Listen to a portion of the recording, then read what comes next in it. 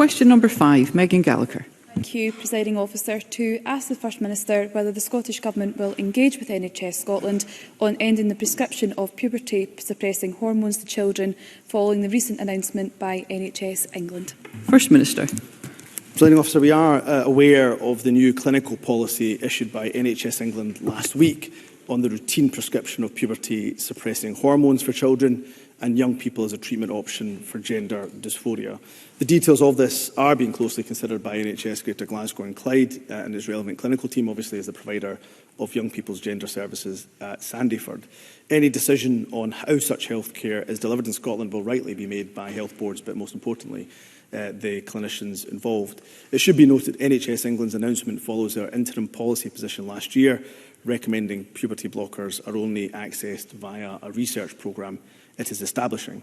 The Scottish Government and NHS Scotland remain observers to this particular study, and we're considering what further engagement may be appropriate.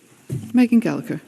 I asked the First Minister about the prescription of puberty blockers to children in May last year. The First Minister said, and I quote, "I support such decisions being made by clinicians, by the people who have clinical knowledge. We should trust those who have clinical expertise, as opposed to standing here in the chamber making judgments about what is best for young people who need gender identity services. But the truth of the matter is, we don't know if puberty blockers have long-term, life-changing consequences on young people who take them. That's why NHS England are conducting a review. Therefore, will the First Minister publish all evidence his government has that puberty blockers are safe for children? And if his government doesn't have any evidence, why is he allowing NHS health boards to prescribe them?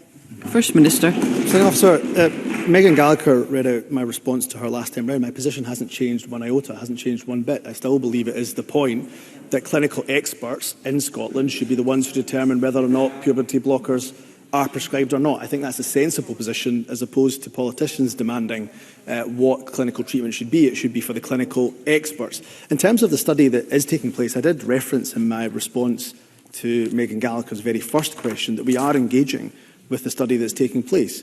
The Scottish Government and NHS Scotland are well engaged with NHS England on its planned study into the use of puberty blockers in young people's gender identity healthcare. We are observers to that study, and that remains a work in progress. We are considering what future engagement in that research may well be possible. So I just go back to the point that I've made already to Megan Gallagher. Of course, it is for clinicians to make these judgments. I think it is right that we trust our clinicians and their expert decision making. And in terms of the studies that are taking place in England, I'm more than happy to confirm that we are observers.